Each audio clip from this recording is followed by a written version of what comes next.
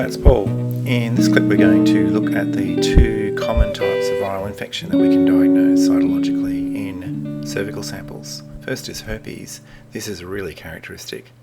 So it's made up usually of these large cells. This is one cell that's multinucleate.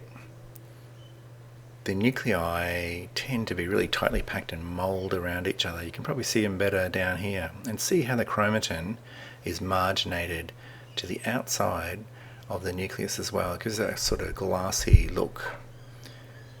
See how they're wrapping around each other up here. So 3 M's we see with herpes, and you can see them in this group as well.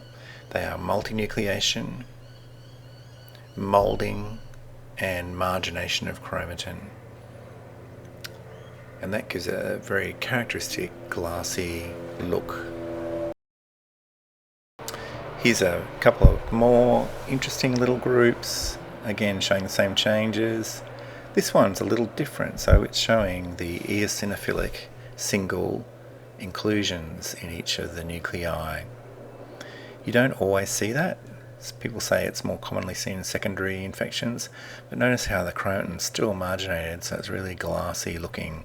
So there's no granularity to that chromatin at all. When you do see these inclusions, there's another group here, they can look like large nucleoli. So some normal gland cells there, you can see they've got chromatin. But this group here, this is a cervical sample, but if this was a, say, respiratory specimen, this could be quite scary because it looks a lot like adenocarcinoma.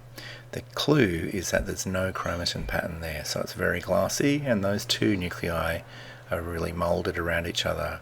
So just compare it to these benign endocervical cells, and you can see, if I bring them into focus, that they have that fine even chromatin pattern. It's not cleared like the herpes infected cells with the large eosinophilic inclusions.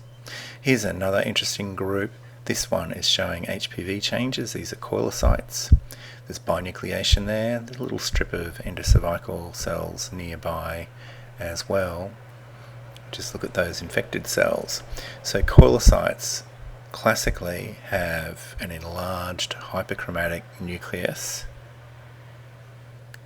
If you compare them to the superficials and intermediates in the background, and they have that large clearing around the nucleus with a very well-defined border to it that takes up most of the cell.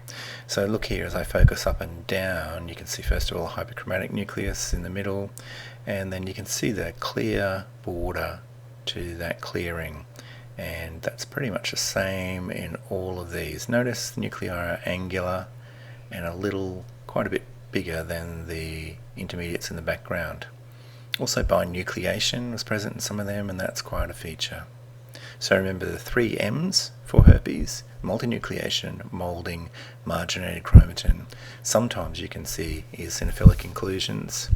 HPV, typical of low-grade squamous intraepithelial lesion or HPV infection, is characterized by coilocytes, and they are squamous cells with a very large, clear vacuole with a well-defined border to it, and usually